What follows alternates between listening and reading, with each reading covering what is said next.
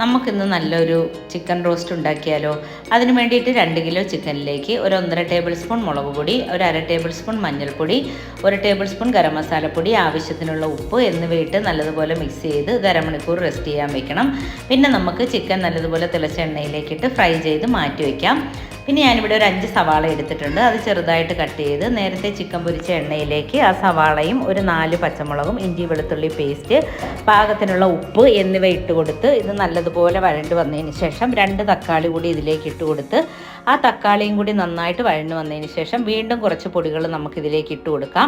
ഒരു 1/2 table spoon മഞ്ഞൾപ്പൊടി, 1 table spoon മുളക് പൊടി, 1 ടേബിൾ സ്പൂൺ ഗരം മസാലപ്പൊടി, 2 ടേബിൾ സ്പൂൺ കുരുമുളക് പൊടി എന്നിവ ഇട്ട് കൊടുത്ത് നല്ലതുപോലെ മിക്സ് ചെയ്തതിന് ശേഷം ഇത് നമുക്ക് ഈ വറുത്ത് വെച്ചിരിക്കുന്ന ചിക്കനും കൂടി ഇതിലേക്ക് ഇട്ട് കൊടുത്ത് നല്ലതുപോലെ മിക്സ് ചെയ്ത് ഒരു 1/4 ഗ്ലാസ് വെള്ളം നമുക്ക് ഇതിലേക്ക് ഒഴിച്ചു കൊടുക്കാം. എല്ലാം കൂടി ഒന്ന് യോജിച്ച് വരുന്നതിന് വേണ്ടിയിട്ടാണ്.